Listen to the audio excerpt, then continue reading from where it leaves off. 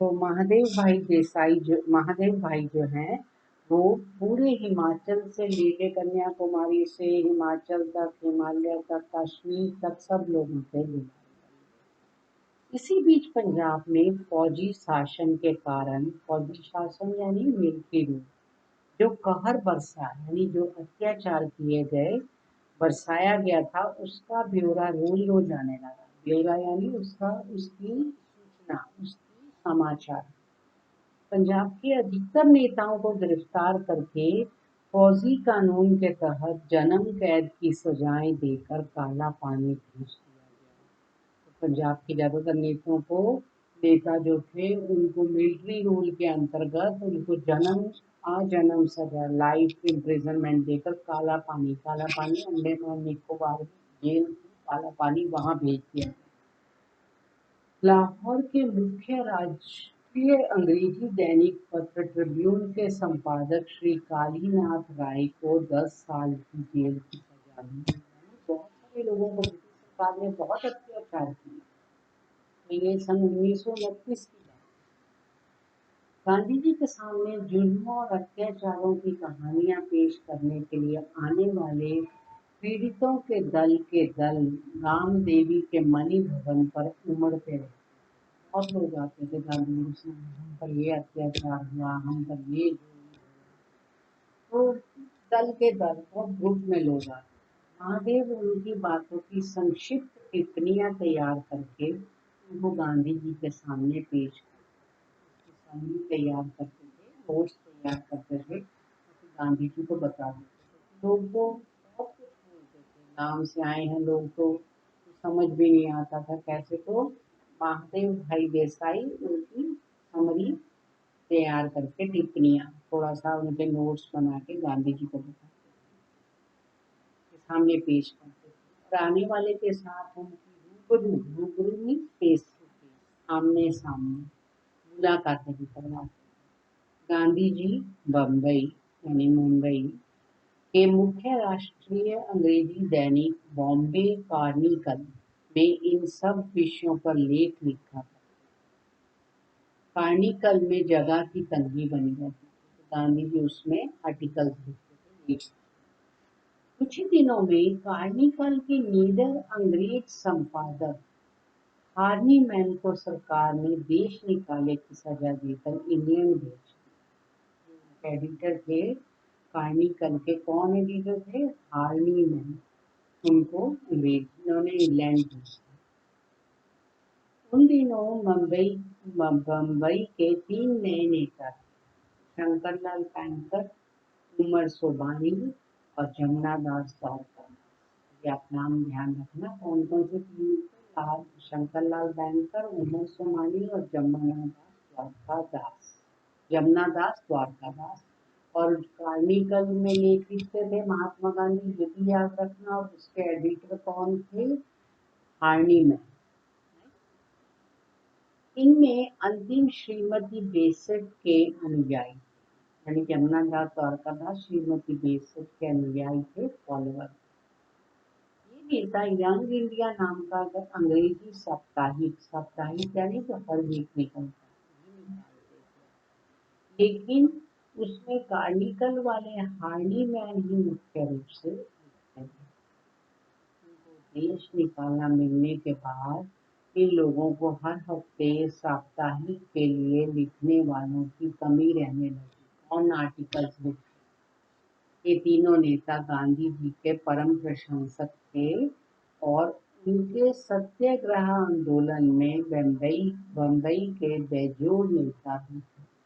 सत्याग्रह आंदोलन में इन तीनों नेताओं ने गांधी जी का साथ दिया। इन्होंने गांधी जी से विनती की कि वे यंग इंडिया के संपादक बन जाएं, एडिटर बन जाएं। गांधी जी को तो इसकी सख्त जरूरत थी, क्योंकि वो चाहते थे कि उनके विचारों को देश के लोगों के सामने लाया जाए। उन्होंने विनती तुरंत स्वीकार। गांधी जी का काम इतना बढ़ गया कि साप्ताहिक पत्र भी कम पढ़ने लगा। गांधी जी ने यंग इंडिया को हफ्ते में 2 बार प्रकाशित करने का निश्चय किया। 2 बार प्रिंट होगा। हर रोज का पत्र व्यवहार और मुलाकातें आम सभाएं आदि कामों के अलावा यंग इंडिया साप्ताहिक में छापने के लिए टिप्पणियाँ, पंजाब के मामलों का सार संक्षेप और गांधी जी के लेख, यह सारी सामग्री हम 3 दिन में तैयार। राइट।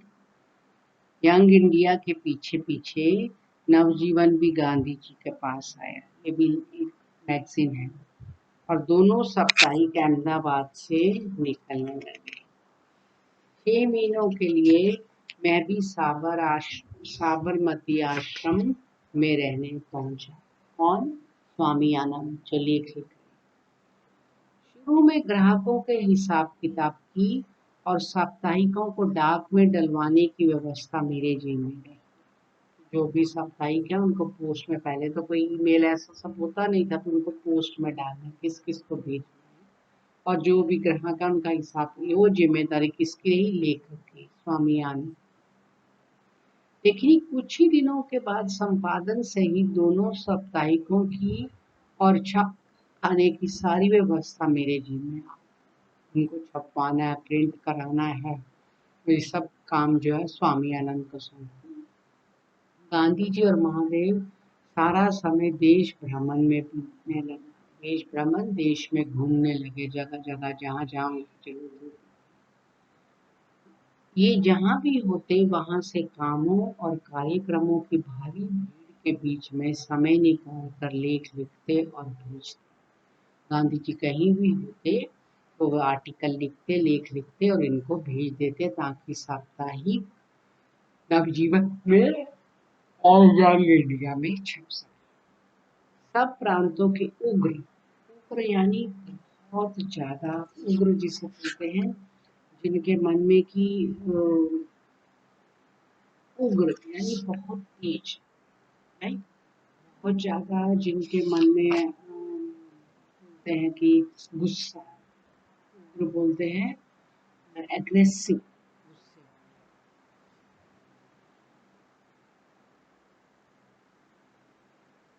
उग्र और उदार, उदार जो बहुत उदार है, यानी बहुत अच्छे हैं, बहुत भला करने वाले हैं, देशभक्त, क्रांतिकारी और देश विदेश के धुरंधर, धुरंधर यानी जिनका की प्रसिद्ध, बहुत ही एक्सपर्ट, बहुत ही सक्षम सक्षम लोग, संवाददाता आदि गांधी जी को पत्र लिखते।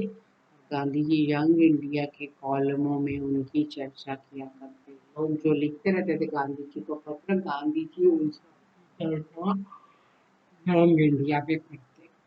महादेव गांधी जी की यात्राओं के और प्रतिदिन की उनकी गतिविधियों के साप्ताहिक विवरण भेजा।